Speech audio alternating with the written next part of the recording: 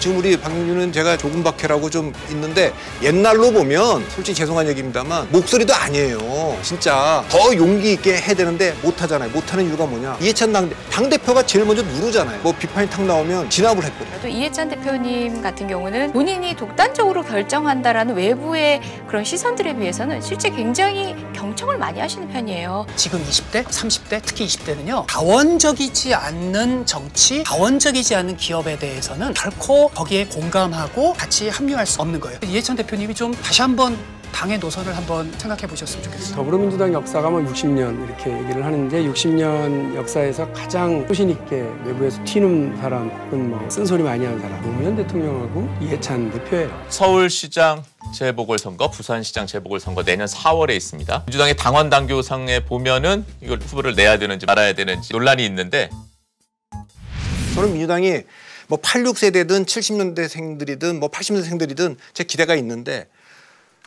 다양성이 없어요. 지금 우리 박영준은 제가 조금 박해라고 좀 있는데 옛날로 보면 솔직히 죄송한 얘기입니다만 목소리도 아니에요. 진짜 더 용기 있게 해야 되는데 못하잖아요. 못하는 이유가 뭐냐. 이해찬 당대표가 제일 먼저 누르잖아요. 그냥. 뭐 비판이 탁 나오면 진압을 해버리니까. 그래서 이게 계속 같은 목소리로 가고 지금 당대표 누르고 있고 청와대 눈치, 대통령 인기 많은 청와대 눈치 보고 있고 바깥에서는 친문 지지자들이 그냥 압박을 가하고 이게 갈 수가 없어요. 이렇게. 언젠가는 이렇게 가면 국민들이 아, 저 정당은 특히 중도 스윙 보터들은 다 떠나게 돼 있습니다. 그러니까 본인들을 위해 정권을 계속 잡기 위해서도 야당을 보는 게 아니라 야당 뒤에 있는 국민을 보는 거죠. 그걸 보고 중도층들을 어떻게 지금 저 보수정당으로 떨어져 있는 중도층들을 갖다 새로운 지지층으로 탁 그 포섭할 거냐. 뭐 이런 전략이 있어야 되는데 아, 니들 올 필요 없어. 우리는 우리들 것만 갖고도 다 되니까 뭐 저기 정당 찍든 말든 상관없어. 이렇게 하면 아 이게 오래 못 가요. 네. 그러니까 여기서 제일 중요한 키워드가 다원성을 지금 얘기하셨는데 굉장히 중요한 거라고 생각합니다. 지금 이 의원님이 아까 이제 새로운 세대에 대한 감수성 정말 중요하신 지적을 한 건데요. 새로운 세대가 가장 중시하는 키워드가요. 이게 새로운 시대 정신이 출현한 겁니다. 그게 다원성입니다. 저희 이제 소위 저희처럼 민주화 운동을 했던 사람들은 그러니까 민주주의의 가치에 대해서는 저희가 나름대로는 자부심을 가지고 노력했습니다. 하지만 그 당시 저희에게는 이 다원성에 대한 게 조금 그 당시 저희 시대에 가치로는 좀 부족했거든요. 지금 20대, 30대, 특히 20대는요. 다원적이지 않는 정치, 다원적이지 않는 기업에 대해서는 결코 거기에 공감하고 같이 합류할 수가 없는 거예요. 그럼 최소한 민주당이 박용진 의원처럼 저렇게 계속 그 민주당의 좋은 방향에 대해서 고언하고 그리고 젊은 여성, 다양한 세대 이런 분들이 최고위원회에서 치열하게 토론하고 사실은 민주당은요 가장 한국에서 선진적 정당 모델을 구현하고 있는 정당입니다. 그 말은 곧 원내 정당이어야 돼요. 이해찬 대표님은 민주화 운동에 정말 훌륭하신 성취를 이루셨지만 당 대표예요. 당 대표시면 선거 전략과 이런 서포트의 중심을 두시고 원내 대표와 원내 의원님들을 중심으로 그리고 다양한 다원적인 경향의 사람들 중심으로 치열하게 토론하고 입법하고 그게 우리가 지향하는 선진적인 의회 정치고요. 민주당이 원내 정당 추구하는 거 아닌가요? 이해찬 대표님이 좀 다시 한번 당의 노선을 한번 생각해 보셨으면 좋겠어요. 이 부분만큼은 제가 변명 아닌 변명도 조금 말씀하시죠. 드려야 될 것 같은데요.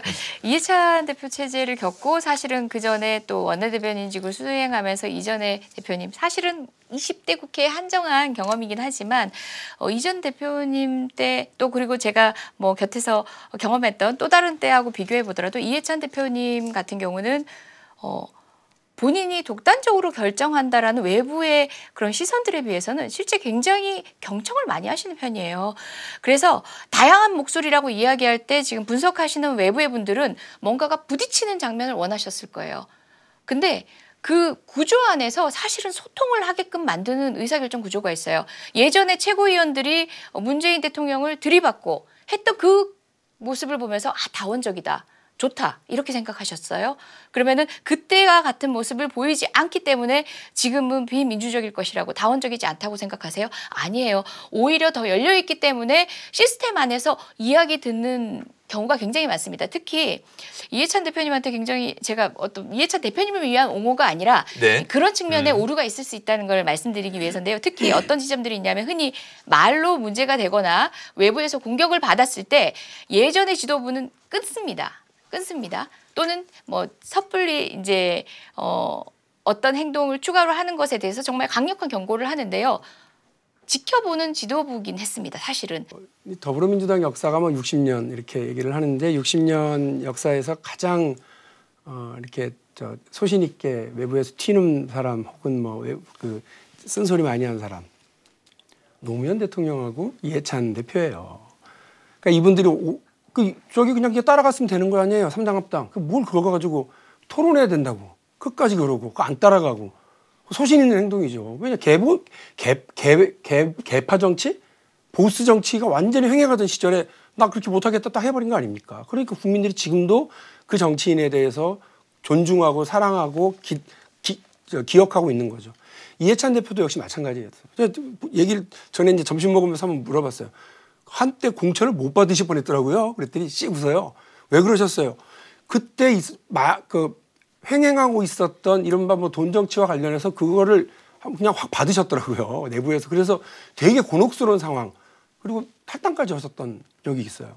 그 공천을 안 준다고 그러니까 당시 노무현 의원이 이해찬 안 주면 나도 안 해. 이랬다는 거 아닙니까? 근데 알아요. 그러니까 그 말을 해야 될 때 민주당 안에서 그 말을 해야 될 때 말을 하고 해야 할 일 있을 때 하고 그것이 혹여 바깥에서 왜 쟤네들 내부에서 저렇게 난리야? 그리고 초선 의원이 왜 이렇게 나서 이렇게 얘기를 혹시 하더라도 그것이 국민들에게 또 다른 신뢰를 구축할 수 있는 한 축이라고 하는 건 노무현 대통령과 이해찬 대표가 스스로 보여줬던 역사라고 생각합니다. 자, 계속해서 좀 저희가 추상적인 얘기를 했는데 이번에는 좀 구체적인 이야기, 사안 가지고 얘기를 해보죠. 자, 서울시장 재보궐선거, 부산시장 재보궐선거 내년 4월에 있습니다. 민주당의 당원 당규상에 보면은 이걸 후보를 내야 되는지 말아야 되는지 이게 그 논란이 있는데 자 먼저 안 교수님께 곤혹스러운 건 항상 저한테 먼저 어떻게 지금 시간이 많지 않아서 좀 짧게 부탁드리겠습니다. 네. 보통 글쎄요 평론가적인 지식인과 실천적 지식인 두 모델이 있는데요. 그냥 편하게 평론가적으로 얘기를 한다면 당원을 지키십시오. 이렇게 얘기를 하겠지만 사실은 정당은 현실 정치라는 분들에서 곤혹스러움이 있겠죠. 저는 처음에 그 당원을 만든 것 자체가 그 당시 국면 모면령 아니었는가. 서울시장과 부산시장 이것을 과연 안 낼 수 있을까요? 민주당이? 아마 거의 불가능할걸요. 뭐 그 다음 얘기는 뭐 의원님들께서 알아서 하시고 전 다만 지식인으로서 말씀드리고 싶은 건 공천을 하시든 안 하시든 그 기간까지 민주당이 지금 두 의원님이 보여주신 성찰적 태도 이걸 가지고 얼마나 겸허하게 반성하고 대안에 대해서 진정성 있는 대안 이번에 특히 국회 이관이라든지 이거 퍼포먼스가 아니라 정말 목숨을 걸고 이걸 할 수 있어야 되고요. 미래통합당도 자신들이 경제 성장을 원한다며요. 그럼 이거에 대해서 왜 반대를 하는지 모르겠어요. 한국 경제의 미래인데. 오세훈 전 시장은 좋은 태도를 취하시더라고요. 미래통합당도 초당적으로 나가야죠. 그래서 한번 보겠습니다. 네. 자, 지금 한 1분 정도씩만 답을 주셔야 될 것 같은데요. 아니 강희탄 세 분이 같은 이유로 지금 낙마를 했기 때문에 후보를 안 내는 것도 저는 뭐 책임이라는 측면에서 충분히 있을 수 있다고 봅니다. 그런데 이제 대통령 선거 1년 앞두고 아마 여권이든 야권이든 이게 정계 개편과 관련된 그 계기로 활용될 가능성이 상당히 있어요. 야권도 그렇게 하고 그럼 여당도 할 텐데 뭐 그때 박원순 시장 한 것처럼 당 밖에 있는 그 뭐 여성 후보를 그 초당적으로 지원하는 것도 있을 수 있으니까 그 문제는 지금 결론 내릴 수는 없고요. 그럼 뭐 조금 더 연말쯤 가갖고 얘기하면 될 것 같습니다. 네, 저는 현실 정치적 측면의 고려가 아니라요. 네. 원칙으로 돌아가서 대의제 그리고 선거 의미로 돌아가야 합니다. 흔히들 아까도 계속 제가 말씀드렸지만 개인의 도덕, 개인의 태도와 정치인의 공당의 태도는 다릅니다. 다른 측면이 분명히 있습니다. 책임진다는 게 개인일 때는 뭐 후보로 안 나간다가 맞겠죠. 하지만 공당은 선거에 70년의 전통을 가진 1, 2야당을 다투던 민주당으로서는 마땅한 후보를 내고 서로 그 운동장이 기울어져서 정치적 결과가 처참하더라도 그 필드에서 국민의 선택을 겸허히 받아들이는 게 그게 책임이라는 생각입니다. 후보를 낸다 안 낸다가 책임지는 태도이거나 마땅한 방법은 아니라고 봅니다. 선거를 통해서 심판을 받아야 된다. 뭐 아주 기본적인 것만 말씀을 드리겠습니다. 네. 약속을 했으면 지키자. 이거는 뭐 기본입니다. 두 번째로 이걸 못 지킬 것 같으면 빠르게 의견을 정리하고 솔직하게 국민들에게 태도 변화에 대해서 이유를 설명하자. 거기 비판 있을 거예요. 그리고 당연히 논란도 엄청 심할 거거든요. 그러나 그거 빠른 시간 내에 해내는 것도 전 그 차기 지도부의 역할이라고 보기 때문에 아마 모르긴 몰라도 이번 그 지도부 선거를 진행하면서 이게 최대 이슈가 될 수도 있다고 생각합니다. 그래서 그 과정 전체가 우리 당원들의 의견을 모으는 걸 거고 국민들의 의견을 경청하는 과정이 될 거라고 생각을 합니다. 시기는 뭐 저는 연말 정도가 좋다고 말씀하셨는데 네. 그거보다 더 빨리 올 수밖에 없어요. 왜냐하면 지도부 선거가 지금 이제 시작됐기 때문에 이 과정에서 충분히 국민들과 당원들의 의견 청취해서 결정할 수 있을 거라고 봅니다.